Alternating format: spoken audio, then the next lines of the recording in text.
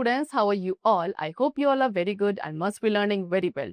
Today we are going to start the new chapter of class 6 computer, that is chapter number 8 about programming languages and flowcharts. Alright, let's start with it. See, a language is the most important part of our life. With the help of language only, we can talk and understand each other. In same we need a language which user and computer both can understand, and this type of language is known as programming language. Student, what they saying? Language क्या है? Language एक बहुत ही important part है हमारी life का, because language के through ही आप किसी भी person से बात कर सकते हो और उनकी बातों को समझ सकते हो.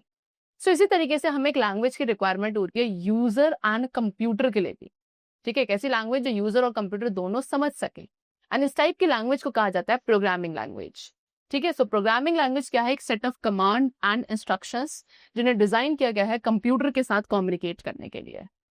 Now types of computer languages. So first of all we have machine language. तो मशीन लैंग्वेज क्या है? द ओनली लैंग्वेज जो एक कंप्यूटर समझ पाता है. राइट, कंप्यूटर जो है क्या करता है? केवल बाइनरी नंबर्स को समझता है, दैट इज 0 and 1.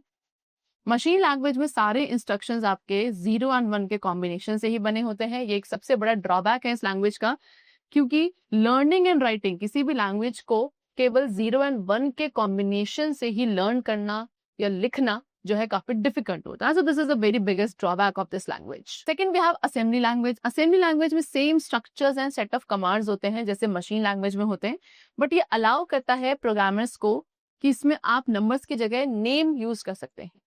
सो ये मोस्ट बेसिक फॉर्म है प्रोग्रामिंग लैंग्वेज की जो किसी भी प्रोसेसर के लिए अवेलेबल है. इस लैंग्वेज में mnemonic codes and symbolic addresses का यूज किया जाता है किसी भी प्रोग्राम्स को लिखने का जो प्रोसेस होता है उसको स्पेसिफाई करने के लिए. ये एक लो लेवल प्रोग्रामिंग लैंग्वेज होती है. सो यूजुअली जो असेंबली प्रोग्राम्स हैं वो स्टूडेंट्स मॉड्यूल्स में लिखा जाता है and then they are put together for the final run. Alright, चलो. Now the manufacturers of the computers. अब कंप्यूटर्स के जो मैन्युफैक्चरर्स हैं वो हमें सॉफ्टवेयर प्रोवाइड करते हैं जो असेंबली लैंग्वेज प्रोग्राम को मशीन लैंग्वेज प्रोग्राम में ट्रांसलेट करता है. नेक्स्ट, असेंबलर एक सॉफ्टवेयर है जो असेंबली लैंग्वेज प्रोग्राम को मशीन लैंग्वेज प्रोग्राम में कन्वर्ट करेगा. एंड जो मेन डिसएडवांटेज है इस लैंग्वेज का वो क्या है कि एक प्रोग्राम जो लिखा जाता है वो टाइम कंज्यूमिंग होता है एंड प्रोग्राम्स डिफरेंट पर्पसेस के लिए स्पेसिफिक होते हैं. Next we have high level language. High level language design किए जाते हैं to be easily read and understood, यानी कि इस लैंग्वेज में इंस्ट्रक्शन स्पेसिफाई किए जाते हैं सिंपल इंग्लिश लैंग्वेज फ्रेजेस में. ये फ्रेजेस डिफाइन किए जाते हैं मशीन लैंग्वेज कोड्स में एक कंपाइलर एंड एक इंटरप्रेटर के through. HLL that is high level language, ये आपके machine independent sophisticated program languages हैं जो कि फेमिलियर इंग्लिश सिंटेक्स का यूज करते हैं. कुछ एडवांटेजेस यहाँ पे गिवन है HLL के. नंबर 1 के जो सिंटेक्स हैं इजी टू लर्न है बिकॉज इंग्लिश लैंग्वेज में होते हैं. सेकेंडली, इसमें हार्डवेयर या बाइनरी अर्थमेटिक की कोई भी नॉलेज रिक्वायर्ड नहीं होती है. Less time and less efforts are required to make a program by using HLL. Then programs जो HLL यानी कि हाई लेवल लैंग्वेज में लिखे जाते हैं वो रिस्ट्रिक्टेड नहीं होते हैं, ना ही डिपेंडेंट होता है किसी पर्टिकुलर मशीन के लिए. They are easy to read, write and maintain. Alright, now they have given some examples of high level language. So सबसे पहली हाई लेवल प्रोग्रामिंग लैंग्वेज जो डिजाइन की थी वो 1950s में की गई थी and now there are dozens of different languages. Okay, so some of them are number 1 basic. तो फुल फॉर्म क्या है बेसिक की? Beginners all purpose symbolic instruction code. इसको डेवलप किया गया था जॉन केमिनी एंड थॉमस कुल्स के थ्रू अर्ली 60s में. काफी पावरफुल लैंग्वेज है, एक वाइड रेंज ऑफ एप्लीकेशंस को अलाउ करती है, मल्टी प्लेटफॉर्म है, इजी टू लर्न है for the beginners. Okay, second we have COBOL. Okay, and what is the full form of COBOL? That is Common Business Oriented Language. So ये सबसे पहली widely used होने वाली high level programming language है business applications के लिए.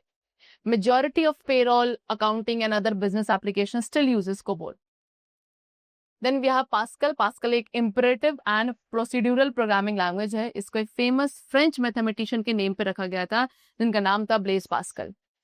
ठीक है, उन्होंने पास्कल एडिंग मशीन बनाई थी. एक स्ट्रक्चर्ड प्रोग्रामिंग लैंग्वेज है Pascal. Scientific as well as business दोनों ही एप्लीकेशंस के लिए यूज किया जाता है इसका.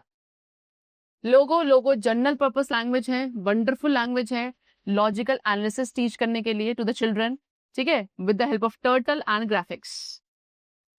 देन सी एक जनरल पर्पस लैंग्वेज है स्टूडेंट जिसको AT and T Bell laboratories पे डेवलप किया गया 1972 में by Dennis Ritchie. And it is one of the powerful structure. देन C++ general purpose object oriented programming language है, जिसको Bjarne Stroustrup in 1983 at AT and T Bell Labs पे develop किया गया था. ओके, तो ये बहुत पॉपुलर लैंग्वेज है सिस्टम सॉफ्टवेयर डेवलप करने के लिए. Then Java again programming language है, जिसको जेम्स गॉसलिंग ने सन माइक्रो सिस्टम्स पे डेवलप किया था. एक ऑब्जेक्ट ओरिएंटेड लैंग्वेज है जिसका ज्यादातर सिंटेक्स जो है C and C++ से ड्राइव किया गया है. Now translator. What is translator? Translator computer program है जो ट्रांसलेशन का काम करता है, यानी कि एक हाई लेवल लैंग्वेज को मशीन लैंग्वेज में कन्वर्ट करता है. तो different types of translators are there. Number 1 compiler. Compiler is a translator जिससे प्रोग्राम्स जो कि हाई लेवल लैंग्वेज में लिखे गए हैं उनको कन्वर्ट किया जाएगा लो लेवल या मशीन लैंग्वेज में. ये पूरे प्रोग्राम को ट्रांसलेट करता है एंड जो एरर्स हैं उनको रिपोर्ट करता है सोर्स प्रोग्राम में which is encountered during the translation. तो ये स्पेसिफिक इन नेचर होते हैं एक हाई लेवल लैंग्वेज के लिए.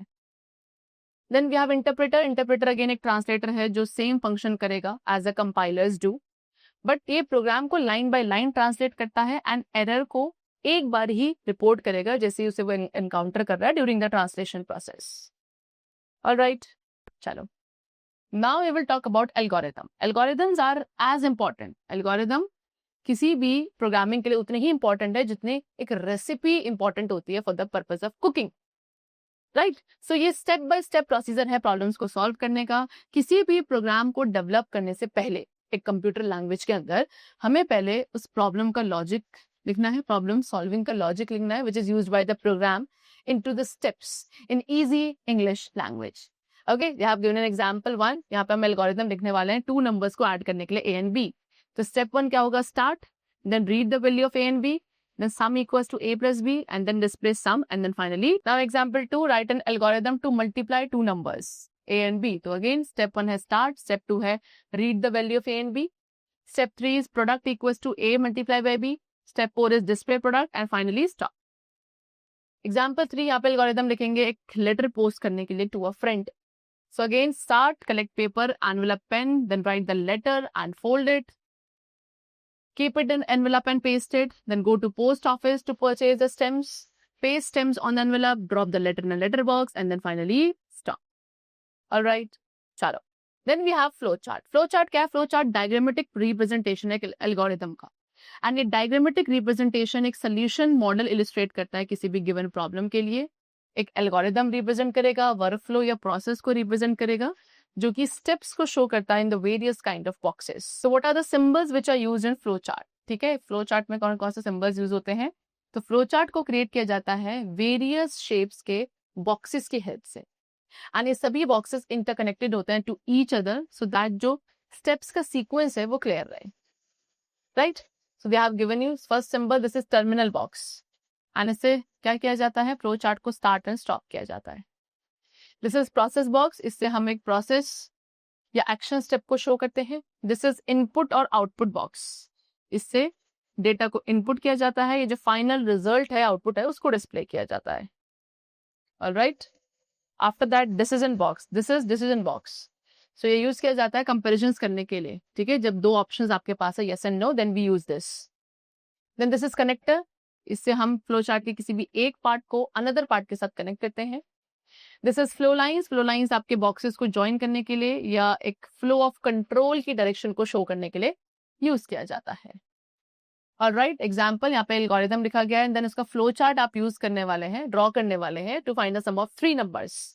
सो first of all the algorithm is what? Start, read 1 number as S, read second number as Y, read third number as Z, and then सभी numbers को add करेंगे, store the result in sum, and then print the sum and then finally stop. So this is the flow chart. पहले आपने क्या करा? Start button है, फिर input डाला, read 3 numbers X, Y and Z, फिर प्रोसेस बॉक्स है, sum equals to X plus Y plus Z, then again output है यहाँ पे, print sum and then finally stop button. Alright, चलो next and the last we have example again, write an algorithm and draw flow chart to finding the larger of the 2 numbers. So for that algorithm क्या लिखा जा रहा है? Start, read 2 numbers and store them as X and Y. If X is greater than Y, then print X, otherwise print Y, and finally stop. So अब इसी का flow chart बनाया गया है. कैसे? आपने पहले स्टार्ट बटन लिया, फिर आपने वहाँ पे इनपुट बॉक्स डाला है रीड X Y, फिर आपने डिसीजन बॉक्स डाला है कि is X is greater than Y, So if yes, the final output आया print X, और अगर no, the final output आया print Y, and then finally stop. Alright, so this is how we make a flowchart by using algorithms. That's the chapter completed over here. So now let's meet very soon. I hope you must have understood the chapter. So keep reading, keep watching, keep learning. Thanks to everyone.